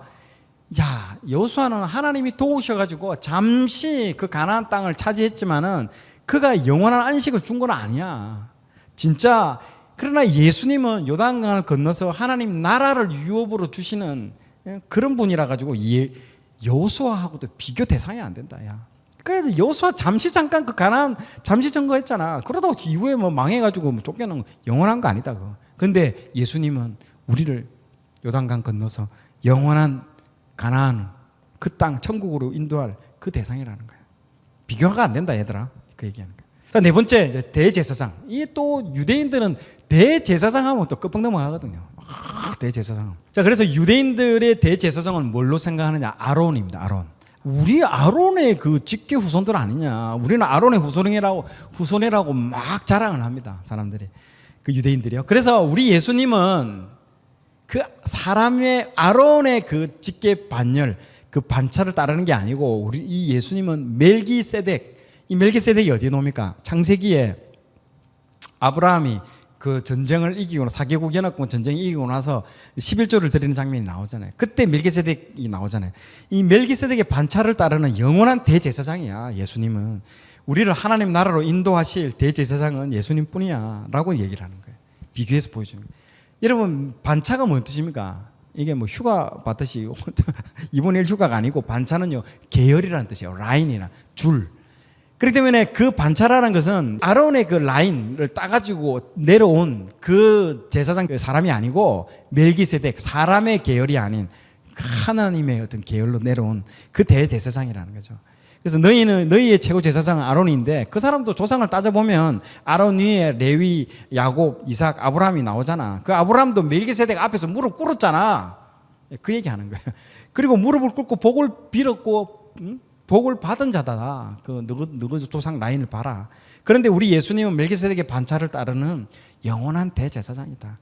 너희의 그 제사장은 아론으로 이 땅의 성소에 들어가지만은 우리 예수님은 하늘에 있는 참 성전에 들어가신 영원한 대제사장이기 때문에 아브라함보다도 훨씬 더 높으신 분이라 가지고 비교 불가다. 얘들아, 좀 제발 근데 왜 갔냐? 돌아와라 얘기하는 거예요 지금. 다섯 번째로는 성소입니다. 또 성전, 성소에 대해서 껍벅 넘어가거든요. 유대인들은요. 그러니까 너희들 성소 중요하게 생각하지. 이 성소를 논하는 부분에 있어서도 이들에게 보이는 성소는 하늘에 있는 그 성소의 그림자이며 모형에 불과하다는 거죠. 자, 한마디로 말해서 이 성소, 너희들이 생각하는 이 성소는 뭐다? 모델하우스다, 얘들아. 너희들 이거 모델하우스 보고 막 좋아하고 그렇게 하는데 이 성소는 모델하우스밖에 불과하지 않다. 진짜 성전은 하늘에 있는 성전이다. 거기에 우리 예수님께서 들어가셨다라는 얘기를 하는 거예요. 그리고 신약에는 뭐라고 합니까? 성전을요. 예수 그리스도는 내가 성전이다. 참 성전이다라고 얘기를 합니다. 그래서 그 성전을 내가 허물어뜨리겠다. 돌 위에 돌 하나 남지 않고 다 허물어뜨리겠다. 내가 그 성전을 3일 만에 짓겠다라고. 그게 부활을 의미하는 거잖아요. 그래서 너희가 가진 성전보다 더 좋은 성전을 가지고 있다라고 지금 얘기를 하고 있습니다. 또 여섯 번째로는 희생제사를 또 중요하게 생각했습니다. 아까 이게 성소에 있어서, 구약의 성소에 있어서 또 중요한 게 뭐냐? 성소에서는 제사를 드린다는 거죠. 그래서 희생제사를요 굉장히 또 중요하게 생각합니다. 예수님께서 직접 자신의 몸으로 드려진 희생제사. 그러니까 구약의 제사는 뭡니까? 소와 양과 짐승을 드렸던 제사지만은 예수님이 드리는 이 제사는요 자신의 몸을 직접 드렸다는 이 제사라는 거죠. 구약의 어떠한 제사와도 비교가 안 될 만큼 완전히 다르다. 그 얘기를 하는 겁니다. 그래서 어떤 표현을 쓰죠? 7장 27절에 단번에라는 말을 씁니다. 단번에. 그라는 표현을 통해서 구약에서 날마다 드리는 제사와 구분하고 있습니다. 계속 상번제라고 하죠. 매일매일 계속 예배를 드리는 거 있는 거죠. 그런데 단번에 제사를 지냈다는 거죠. 주님은 단번에 자신을 드렸고요. 염소와 송아지의 피로 하지 아니하고 오직 자기의 피로서 단번에 드리셨다라고 지금 언급을 하고 있습니다. 믿는 이들이 단번에 정결하게 되며 거룩함을 얻은 희생 제물이 되심으로 되었다라고 지금 가르치고 있습니다. 그래서 10장 10절에 보니까 거룩함을 얻은 희생 제물이 되심이다라고 이렇게 딱 적어놨지 않습니까? 이렇게. 자, 일곱 번째는요, 언약입니다. 언약. 약속에 대해서 또 막 그 시내산 언약, 모압 언약 있잖아요. 막 이런 다윗의 언약, 이 약속을요 굉장히 특별하게 또 생각하고 있거든요. 우리는 언약의 백성들이야라고 유대인들이 굉장히 프라이드를 가지고 있는 부분이 또 언약입니다. 자, 너희 유대인들은 언약을 가졌다고 정말 좋아하는데 너희가 맺은 언약은 완전하지 못한 그런 언약이다. 그러나 예수님이 이 땅에 와서 맺은 언약이야말로 정말 새 언약, 완전한 언약이다. 그 얘기를 딱 얘기를 해주고 있습니다. 그래서 이 히브리서 기자는요, 이러한 더 좋은 것을 알고, 이러한 좋은 것을 다 알고 난 이후에 어떻게 다시 옛것으로 돌아가 버리냐 수 있냐. 돌아가 버리는 그 행위는요, 정말 어리석은 행위다. 엄청난 책임과 형벌이 너희들을 자초하게 될 것이다라고 경고를 합니다. 엄청나게 무섭게 얘기합니다, 진짜로. 그래서 뭐라고 되어 있습니까? 옆에 읽어보십시오. 히브리서 6장 6절 시작. 이는 그들이 하나님의 아들을 다시 십자가에 못 박아 드러내놓고 욕되게 함이라. 아멘. 예, 그렇게 이러한 행위는 하나님의 아들을 다시 십자가에 못 박는 행위라고, 드러내놓고 욕되게 하는 행위라고 6장 6절에 이렇게 딱 말하고 있지 않습니까? 결국 어떠한 상황에서도 우리를 위해서 중보하시며 자기를 바라는 자들에게 구원을 온전케 하기 위해서 우리는요, 온전한 그 예수 그리스도를요 바라봐야 된다라고 계속 얘기를 하는 겁니다. 예수님을 바라봐라. 이길 수 있다. 이 극심한 고난 이길 수 있다. 그분을 믿고 순종하며 끝까지 인내하는 자들이 되어야 한다고 격려를 계속해서 하고 있는 겁니다. 히브리서는요, 특히 현재 어려움에 직면하고 있는 우리 믿음의 그 삶을 살아가고 있고 좁은 길, 그 십자가의 길을 살아가고 있는 우리들에게 정말 위로가 되고 큰 힘이 되어주는 그런 책인 것이죠. 그래서 왜 히브리서에 이런 구약의 어떤 그런 그림 언어들이 왜 많이 나오느냐? 예. 왜 신약의 레위기라고 묘사를 하느냐? 돌아간 그 유대인들, 크리스찬들 때문에 그런 거예요. 자, 핵심 메시지를 언급하도록 하겠습니다. 자, 여기서 히브리서에서 말하고자 있는 핵심 메시지는요, 첫 번째는요, 인내입니다. 인내. 참고 이제 견뎌내라, 인내라는 거죠. 자, 이 기자는요, 이 히브리서 기자는 권면 중에서 가장 우선하는 것을 인내로 말씀을 하고 있습니다. 수신자들이 잘 알고 있는 구약의 인물들, 특히 유대인들, 배교하고 돌아간 그 유대 크리스찬들이 가장 많이 알고 있는 사람이 누굴까요? 예, 아브라함이죠, 아브라함. 이 위대하게 여기고 있는 아브라함과 모세의 예를 딱 들고 설명을 해줍니다. 하나님이 아브라함에게 이 약속을 주셨기 때문에 그가 오래 참았다라는 것들을 여러분 상기를 시켜줍니다. 히브리서 6장 14절 15절에 보면요. 자, 제가 말씀을 읽어볼게요. 이르시되 내가 반드시 너에게 복주고 복주며 너를 번성케 하고 번성하게 하리라 하셨더니 다 같이 한번 읽어볼까요? 시작. 여기서요. 시작. 그가 이같이 오래 참아 약속을 받았느니라. 아멘. 예, 내가 복을 줄 것이다. 내가 너한테 복 주고 복 주며 너를 번성하게 하고 번성하게 하리라. 라고 얘기를 해놨습니다. 그 이후에 나오는 구절이 그가 이같이 오래 참아. 그것을 받기까지 얼마나 기간이 걸렸다고요? 여러분 25년이 걸렸습니다. 25년. 75세에 맞죠? 아브라함에게 하나님이 아브라함에게 약속을 주셨습니다. 그런데 바로 약속을 주자마자 바로 그 다음날 이걸 받아간 게 아니고 몇 년이 걸렸다? 25년이라는 세월이. 75세에서 불려서 이삭을 주기까지 이삭을 100세에 주잖아요. 25년이라는 세월을요, 여러분 기다렸다라는 거예요. 그냥 바로 주시지 않는다라는 거죠. 근데 우리는요, 기도하자마자 바로 응답이 안 되면요, 큰일 납니다, 이거는. 하나님을 아까 말했죠. 사육합니다. 부리고. 왜 안 주냐고 막 부르짖고 난리죠. 25년입니다. 25년. 아브라함. 그가 오래 참았다라는 것들 여기서 오래 참아라는 이 구절을요, 이 단어를요, 유독 강조해서 이렇게 넣어주고 있습니다.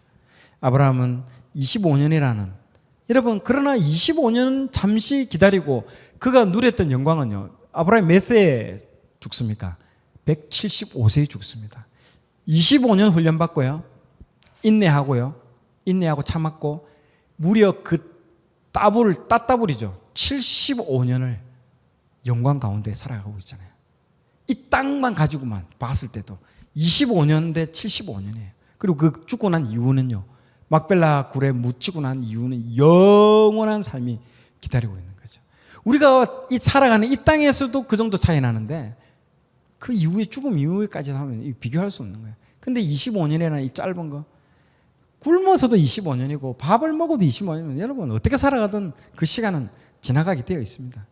어떻게 25년을 인내했더니 3배 정도의 놀라운 삶이 기다리고 있었다는 거죠. 그것뿐만 아니라 사후에 믿음의 조상까지 되고 그 이름까지도 창대하게 됐잖아요. 아브라함은요, 이슬람에서도 자기 아버지라고 여기고요, 천주교에서도 완전 아브라함 대단합니다. 기독교에서도 아브라함 진짜 말 그대로 이름을 창대하게 12장에 딱 그렇게 창세기 12장에 나오잖아요. 너의 이름을 창대하게 하겠다라고. 자, 그리고 히브리서 11장 27절에 보면요. 같이 한번 읽어볼까요? 이제 모세에 대한 이야기가 나오죠. 시작. 믿음으로 애굽을 떠나 왕의 노함을 무서워하지 아니하고 곧 보이지 아니하는 자를 보는 것 같이 하여 참았으며. 아멘. 자, 여기 뭐라고 되어 있습니까? 모세는 비록 보이지 않을지라도 함께 하시는 하나님을 의식하며 놀라울 만큼 참을 수 있었다라는 것들을 언급을 하고 있습니다. 여기도 참았으며라는 말을, 히브리서에는요 이런 특별한 특정한 구절들이 많이 들어가 있습니다. 여러분, 그저 주는 거 없습니다. 이런 거 없이 그냥 바로바로 받을 것 같아요? 전혀 그렇지 않다라는 걸 언급을 해주고 있습니다. 모세는 비록 보이지 않았지만 함께 하시는 하나님을 의식하면서 놀라울 만큼 참을 수 있었다라는 것들을 언급하고 있습니다. 그리고 광야에서, 그 긴 광야에서 38년 40년간을 이스라엘 백성과 함께 얼마나 많은 진짜 그 막 속에서 부글부글 끓어오는 일 한두 번이 있겠습니까? 그런데 그가 참았다는 거죠. 인내했다는. 그래서 나중에 뭐라 합니까? 지면에서 모세처럼 온유한 자를 보지 못하였다고 할 정도로 그렇게 언급을 해주고 있습니다. 자, 히브리서 12장 2절을 한번 보겠습니다. 같이 한번 읽어볼까요? 시작. 믿음의 주요 또 온전하게 하신 이인 예수를 바라보자. 그는 그 앞에 있는 기쁨을 위하여 십자가를 참으사 부끄러움을 개의치 아니하시더니. 자, 여기서도 우리는 또 누구 부르냐? 아브라함과 모세와 이제는 예수님을 이제 언급을 하고 있죠. 그러나 앞에 있는 아브라함과 모세보다도 그 누구보다도 본을 우리가 본받아야 될 사람이 누구냐? 예수님이라는 거죠. 예수님의 인내를 한번 봐라. 따를 자가 없다. 그 앞에 있는 그 기쁨을 위해 참을 수 있었다는 거죠. 이 혹독한 십자가를 참을 수 있었다는. 그럼 핵심은 뭘까요? 그 앞에 있는 기쁨이 그게 핵심입니다. 여러분, 참아야지, 인내해야지, 이걸로 해가지고는 이길 수 없고요. 우리는 뭘로 봐야 한다? 요게 끝나고 나면 뭐가 온다? 그 앞에 놀라운 기쁨과 놀라운, 우리가 볼 수 없는, 맛보지 못한, 경험하지 못한 놀라운 그 기쁨과 영광이 기다리고 있다라는 거예요. 저도요, 저 정말 한참 동안 진짜 한 5년이죠, 진짜. 5년, 지금 유튜브가 뜨기 전까지만 해도 정말 극심한 고난 가운데 정말 들어가 있었습니다. 그러나 그 이후에 이런 정말 모르는 사람이 없을 정도로, 지금은 이제 뭐 기독교계에서 모르는 사람이 없을 정도로 뭐 좋은 거든 안 좋은 거든 뭐 다 알게 될 정도로 이렇게 보고, 또 하나님께서 그 사람들에게 영향을 줄 수 있는 자리에 이렇게 앉히게 했다는 거, 그 영광의 자리에 앉게 해주셨다는 것만 해도 정말 이런 것들, 그 앞에 있는 즐거움을 통해서 인내할 수 있는 거죠. 분명히 저는 그 믿음을 통해서 그걸 봤거든요. 놀라운 일들이 일어날 것이다라는 것들을. 안 그러면 이길 수 없습니다. 그래서 로마서에 뭐라고 되어 있습니까? 예. 장차 올 영광에, 지금에 받는 그 고난과 어려움은 장차 올 그 영광에 옛날 그 성경에는 좋게 비교할 수가 없도다라고 이렇게 되어 있잖아요. 그걸 바라봐야 돼. 내 눈은 어디를 바라봐야 된다? 지금의 고난을 바라보지 말고 비욘드라고 하잖아요. 그 너머에 있는, 그 고난과 그 핍박의 그 너머에 있는 그 영광에 주목하면요, 지금 겪는 거 하나도 문제되지 않습니다. 대부분 지금 겪는 여기에만 자꾸 몰두되어 있고 매몰되어 있으니까 이기지를 못하는 거예요. 눈이 어디가 있어야 된다고요? 그 너머에 있는. 그래서 저는 영어 단어 중에 beyond를 굉장히 좋아합니다. beyond, 그 너머에 있는 것. 그걸 바라봐야 됩니다. 그게 믿음의 눈으로 그것을 바라보면요, 지금 겪는 거 아무런 문제 없습니다. 이길 수 있는 거죠. 예수님도 그 하늘나라에 성천한 이후에 하나님 보좌 우편에 앉아 있는 것들을 바라봤을 거잖아요. 그리고 부활 이후에 그 영광의 몸을 바라봤을 거잖아요. 그걸 바라보라는 거죠. 두 번째는요, 약속과 경고입니다. 자, 첫 번째는 인내를 통해서 말씀했지만 핵심 메시지는 약속과 경고입니다. 기자는요, 이 히브리서 기자는 무엇보다도 선지자, 제사장, 왕으로서의 그 그리스도를 딱 제시해 줍니다. 그분을 통해서 주어진 것은 유대교와 비교할 수 없는, 정말 이 유대교 너희들이 강조하고 있는 이거와 비교할 수 없을 정도로 더 좋은 요소들이 예수님께 가득 차 있다는 거야. 예수님 하나만 봐라. 그분한테 모든 게 다 있다는 거야. 더 좋은 거, 더 좋은 언약, 더 좋은 약속, 더 크고 온전한 장막, 더 좋은 재물, 더 좋은 부활 등의 표현을 통해서 이들에게 주어진 것이 얼마나 귀한 것들이 있는지를 분명하게 나열해서 비교해서 보여주고 있다는 것이죠. 그래서 히브리서 기자는요, 이러한 더 좋은 것을 알고 난 이후에 옛것으로 돌아가는 거, 그거는 얼마나 어리석은 일인가, 엄청난 책임과 형벌을 자초하는 일인가를 알려주고 있습니다.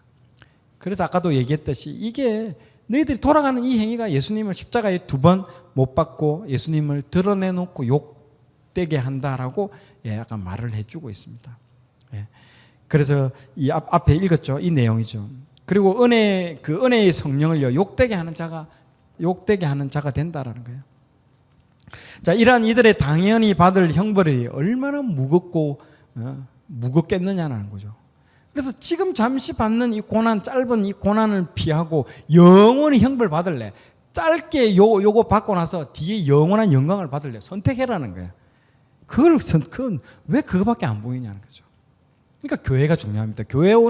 교회에서밖에 내 혼자 있을 때는 그밖에 안 보이는데 교회 가면 전부 그렇게 비슷하게 또 고통받고 좁은 길 가는 사람도 눈물 흘리는 사람이 많거든요. 위로가 된다는 거죠.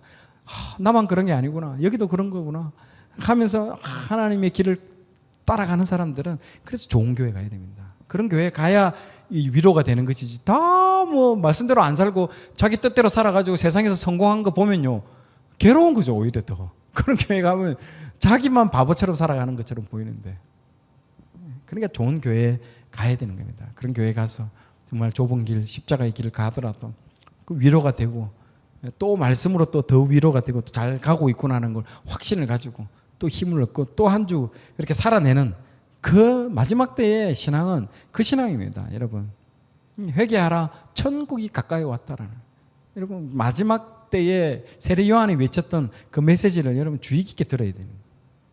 지금은 축복 막 복 받고 이런 말씀 아닙니다. 그걸 분별할 줄 알아야 됩니다. 자기를 깨끗하게 하고 거룩하게 해 나가는 거룩한 신부의 영성으로, 지금 우리 고난이 왜 하나님 우리한테 주실까요? 고난을 통해서 우리 안에 있는 것들을 씻어내는 거예요. 씻어내고 깎아내고 털어내고, 그렇게 해서 우리를 지금 신부로 정화하고 정돈하고 단장시키는 지금 작업을 하고 있습니다. 그 깎아내고 털어내고 씻어낼 때 얼마나 아픈 줄 아십니까? 아프다라는 거예요. 당연히 아프지. 아유 시원해 하면서 뭐 이렇게 그렇게 될까요? 아닙니다, 여러분. 자, 그래서 10장 29절에 보면요, 은혜의 성령을 욕되게 하는 자가, 같이 한번 읽어볼까요? 자, 앞에 제가 말했잖아요. 그렇게 이들이 당할 그 형벌이 얼마나 무서운지를 지금 여기서 말을 해주고 있습니다. 10장 29절 시작. 하물며 하나님의 아들을 짓밟고 자기를 거룩하게 한 언약의 피를 부정한 것으로 여기고 은혜의 성령을 욕되게 하는 자가 당연히 받을 형벌은 얼마나 더 무겁겠느냐 너희는 생각하라. 아멘. 무서운 말씀이죠. 결국 어떠한 상황에서도 우리를 위해서 중보하시며 자기를 바라보는 자들에게 구원을 온전케 하기 위해서 재림하셔서 다시 오실 예수 그리스도를 바라봐야 된다는 그 얘기를 하는 겁니다. 이제 그래서 7장 25절 같이 한번 읽어보겠습니다. 시작. 그러므로 자기를 힘입어 하나님께 나아가는 자들을 온전히 구원하실 수 있으니 이는 그가 항상 살아 계셔서 그들을 위하여 간구하심이라. 아멘. 그래서 예수님을 믿고 순종하며 끝까지 인내하며 그분의 말씀을 붙잡는 이들이 되어야 된다고 격려하고 있습니다. 자, 보세요. 그래서 믿고, 그렇게 되어 있죠. 이제 믿고, 순종하며, 인내하며 나아가는 자. 첫 번째로 이제 약속과 경고를 하는데요. 약속의 말씀은요, 첫 번째는 믿음입니다. 믿음. 자, 믿음인데요. 히브리서 4장 3절에 보면요, 믿음은 4장 3절하고 10장 39절 두 구에 나옵니다. 믿음부터 한번 읽어보도록 하겠습니다. 4장 3절 시작. 이미 믿는 우리들은 저 안식에 들어가는 도다. 그가 말씀하신 바와 같으니 내가 노하여 맹세한 바와 같이 그들이 내 안식에 들어오지 못하리라 하셨다 하였으나 세상을 창조할 때부터 그 일이 이루어졌느니라. 아멘. 자, 히브리서 10장 39절 시작. 우리는 뒤로 물러가 멸망할 자가 아니요 오직 영혼을 구원함에 이르는 믿음을 가진 자니라. 아멘. 이렇게 믿음에 대해서 이렇게 말씀을 하고 있습니다. 그래서 믿음과 순종에 대해서 아까 믿고 순종하고 인내해야 된다. 이 삼박자 여러분들 예수님을 믿고 그분의 말씀에 순종하고 그리고 끝까지 인내하라는 이것들이 이 세 가지가 여러분 나중에 이 약속과 경고의 말씀을 주는 겁니다. 두 번째, 이 말씀에 순종하는 것, 순종. 자, 같이 한번 읽어볼까요? 시작. 온전하게 되셨은즉 자기에게 순종하는 모든 자에게 영원한 구원의 근원이 되시고. 아멘. 특히 이게 현재 어려움에 직면하고 있는 성도님들이 큰 힘이 되어주는 게 이 순종의 이 말씀입니다. 이 말씀에 순종해라는 거죠. 자, 그 말씀을 통해서 이 두 가지 순종, 아까 얘기했던 거, 믿고 순종하고 인내해라는 거. 그래서 예수님을 믿고 순종하고 인내하면 그리고 그분의 말씀을 붙잡는 이들이 되어야 된다고 격려를 하고 있습니다. 첫 번째는 오직 예수입니다. 오직 예수. 마태복음 17장 4절에 보면요. 이제 17장 4절에 어떤 말씀이 나오냐면 변화산에서 예수님과 그 세 명의 제자들을 데리고 예수님께서 변화산에 올라가는 사건이 나옵니다. 여러분, 예수님이 제자들을 대할 때도요. 여러분 똑같이 평등하게 대하지 않습니다. 딱 그 세 명의 베드로, 요한, 또 야고보 이 세 명의 제자만 따로 데리고 올라가는 데가 있고요. 그 나중에 모세 때도 보면요. 모세가 여호수아를 데리고 올라가고 나머지는 밑에 있으라고 합니다. 그런 것처럼 딱 차등해서 여러분 하고 있습니다. 다 똑같이 대우하지 않습니다. 여러분 그 제자를 삼을 때도 마찬가지예요. 그런 제자들이 있고 핵심 제자들이 따로 있습니다. 그 세 명의 제자를요. 따로 데리고 변화산에 올라가는 그 내용입니다. 자, 한번 읽어볼까요? 이 구절을 여러분 읽어보시면 재밌는 것을 우리가 알 수 있습니다. 시작. 베드로가 예수께 여쭈어 이르되 주여 우리가 여기 있는 것이 좋사오니 만일 주께서 원하시면 내가 여기서 초막 셋을 짓되 하나는 주님을 위하여 하나는 모세를 위하여 하나는 엘리야를 위하여 하리이다. 아멘. 그 시간과 공간 그 장소가 얼마나 황홀하고 좋았던지 베드로가요 초막 3개를 지어가지고 영원히 여기서 머물고 싶어가지고 막 이때 언급하는 인물들이 누굽니까? 예수님, 모세, 엘리야 이름을 언급합니다. 모세는요 뭐 알다시피 히브리인들의 그 국부죠, 국부. 히브리의 아주 중요한 인물 중에 국부와 같은 존재이고요. 엘리야는요 선지자를 대표하는 인물이잖아요. 엘리야는 선지자를 대표하는 인물. 이 3명을 위해서 초막을 제가 지으면 안 될까요라고 허락을 구하는 장면이 여기서 나옵니다. 여기까지는 문제가 없는 것처럼 보이죠. 그런데 문제는 그 다음 구절이죠. 딱 뭐라고 되어 있습니까? 여러분 17장 5절에 한번 보십시오. 시작. 말할 때에 호련히 빛난 구름이 그들을 덮으며 구름 속에서 소리가 나서 이르시되 이는 내 사랑하는 아들이요 내 기뻐하는 자니 너희는 그의 말을 들으라 하시는지라. 아멘.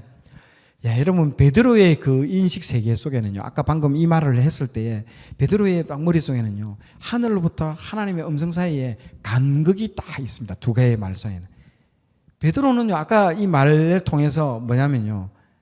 예수님, 모세, 엘리야를 같은 레벨 선상에서 딱 두고 얘기를 하죠. 초막을 짓겠다라고 얘기를 하면서 같은 레벨으로 이렇게 딱 두고 동일 선상에서 놓고 있습니다. 물론 뭐 베드로가 그렇게 생각을 하고 얘기 안 할 수도 있어요. 그런데 우리가 읽는 이 후대에 우리가 읽고 있는 우리 독자들은 무슨 생각하냐? 비슷한 레벨로 이렇게 바라볼 수 있는 오해가 놓을 수가 있습니다. 취급당할 그런 동일한 비슷한 선지자로 취급당할 어떤 위험이 있는 발언인 거죠. 자, 그러자 그 말을 마치자마자 하늘에서 무슨 음성이 나오냐? 뭐라고 합니까? 이는 내 사랑하는 아들이요 내 기뻐하는 자니 너희는 그의 말을 들으라 라고 되어 있습니다. 이 말은 그리스도의 유일성, 하나님의 아들 되심, 그리고 그분의 절대성, 모세보다도 우월한 그리스도, 그리고 엘리야보다도 훨씬 더 이거는 뭐 이런 비교 자체도 안 되는 거죠. 훨씬 우월한 그리스도라는 것들을 지금 하나님께서 이 말 마치자마자 17장 5절을 통해서 바로 언급을 해버리십니다.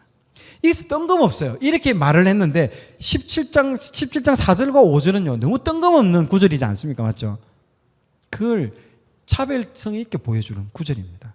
히브리서를 통해서 우리는 그리스도가 어떤 분인지 진짜 정체성이 여기서 다 드러난다는 거죠.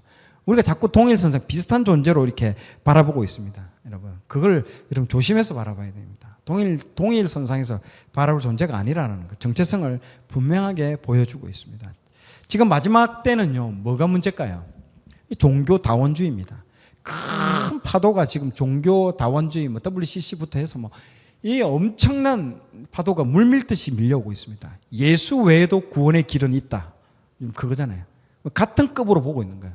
예수님과 다른 동일한 존재들을 내어놓아서 같은 급으로 지금 동일하게 말을 하고 해주고 있습니다.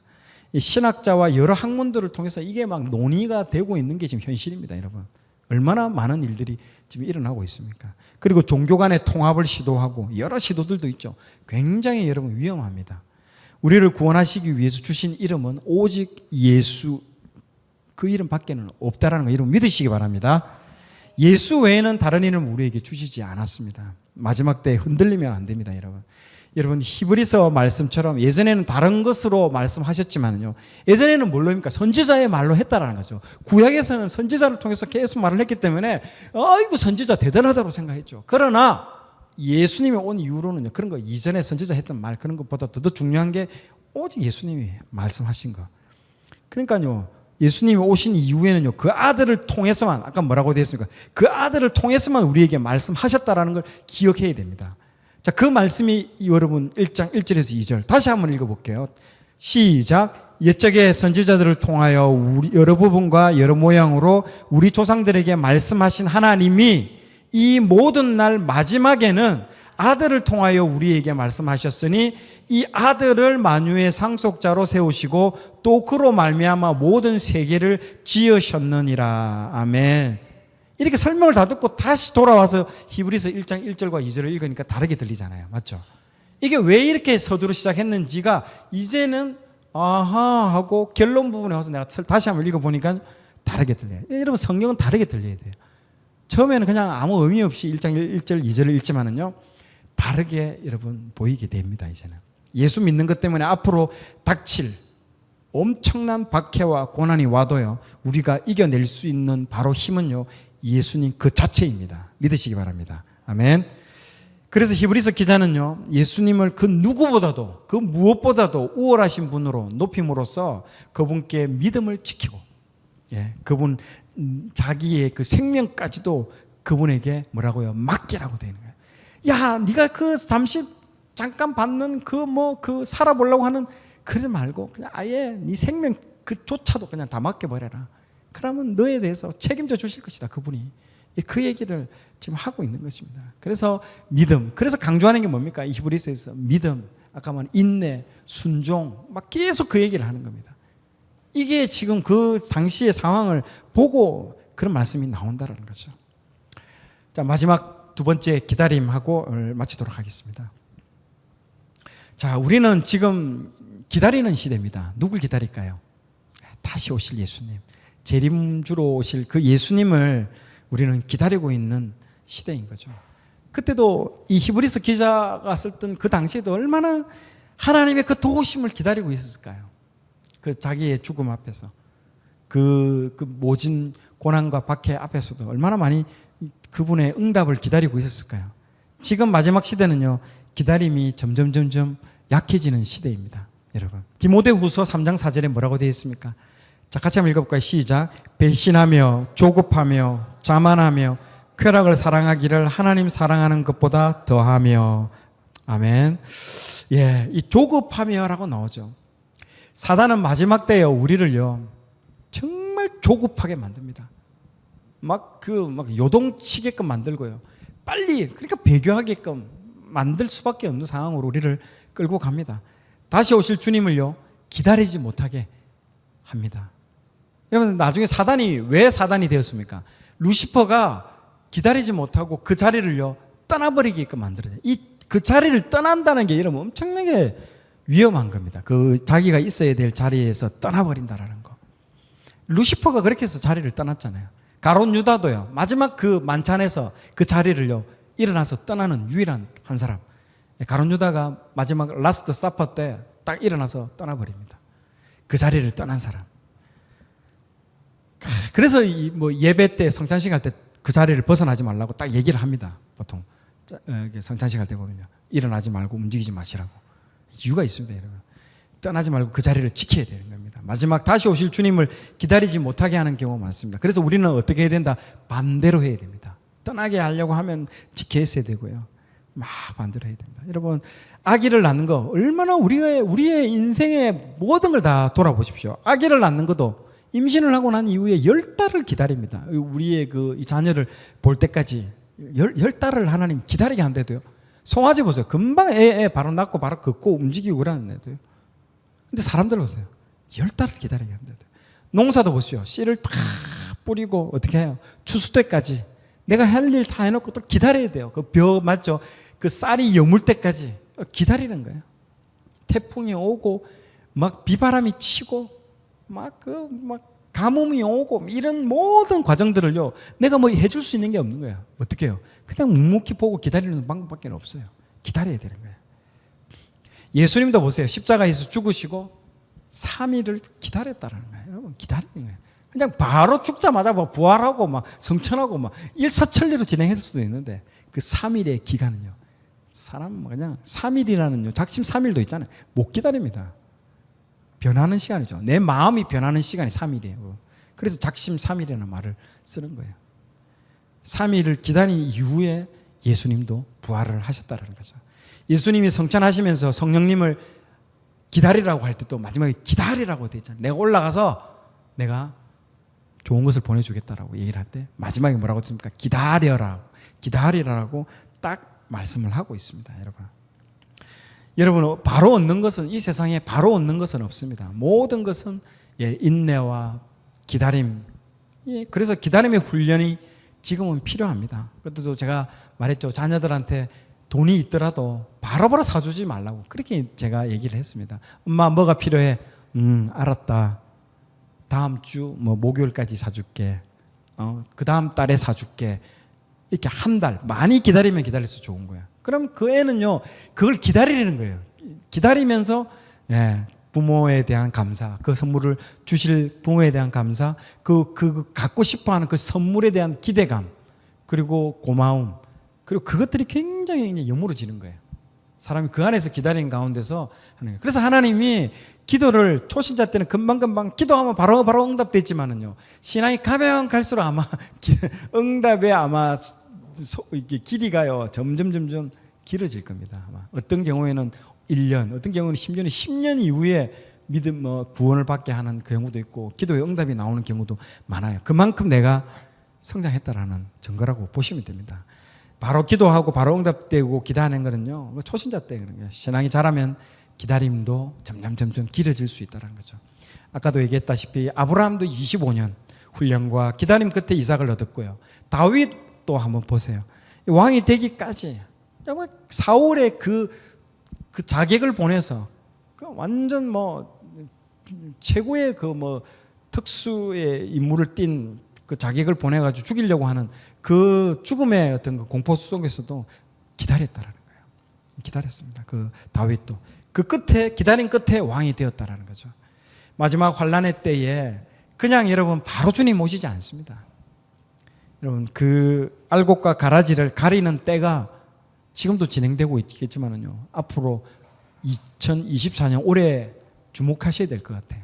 올해부터 아마 놀라운 일들이, 아까도 로마 대화재가 갑자기 일어났대도요. 로마 대화재가 예상도 못한 어느 순간 로마 화재가 바로 일어나가지고 그 이후부터 이 핍박으로 이어지는 순간이 그냥 하다가 바로 핍박 바로 이어진 거예요. 지금도 마찬가지예요. 그런 때가요, 하다가 바로 지금 이제 들이닥치고 우리의 신앙을요 테스트하고 우리의 신앙을 벼랑 끝으로까지 몰아붙이는 그 때가 이러면 오지 말라고 누가 말할 수 있겠습니까? 점검을 하게 된 때가 옵니다. 그리고 이때가 진정으로 기다릴 수 있는 사람과 기다릴 수 없는 사람으로 가려지는 이제 때가 온다라는 거죠. 극심한 환란의 때를 이길 수 있는 것은요, 딱 오직 한 가지, 예수님과 그분의 말씀을 붙드는 거예요. 언약의 말씀을 붙드는 거예요. 예수님 그 자체와 그분이 하신 말씀과, 그리고 그걸 붙잡아야 됩니다. 그걸 붙잡지 않으면요 다 떠내려가는 겁니다. 여러분, 진짜 도도한 그 엄청난 그 쓰나미와 같은 물에 다 떠내려가는 거예요. 떠내리지 가지 않는 거는요, 그 락과 같은 그 말씀 위에 그 세운 그 반석 그걸 딱 붙잡고 있는 거예요. 그거는 뿌리채 뽑히지도 않아요. 딱 붙잡고 있으면 떠내려가지 않고 거기에 머물게 되는 거예요. 그래서 우리는 뭘 붙잡아야 된다? 약속, 언약, 예수 그리스도 말씀 그 자체를 붙잡아야 되는 거예요. 그러면 다가올 영광에 여러분 초점을 맞추고 현재의 좁은 길, 십자가의 길을 견뎌 나갈 수 있습니다. 그럴 때 하나님은요, 때가 되면 예수 그리스도 그 아들을 다시 보내주십니다. 재림의 때에 다시 보내주시고 뭘 해준다? 오자마자 우리의 뭘 닦아준다고요? 눈물을 닦아준다는 거죠. 다 눈물 흘릴 겁니다. 눈물 흘리지 않고 그냥 바로 와가지고 주님 좋아요 이런 거 없습니다.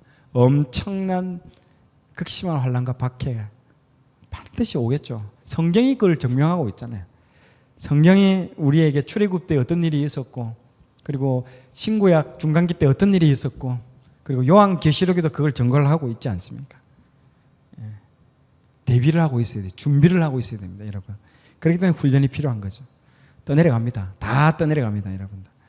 그걸 조심하고, 그렇기 때문에 말씀을 통해서 미리 준비하게끔 우리에게 이 히브리서 말씀을 주시고 있는 겁니다.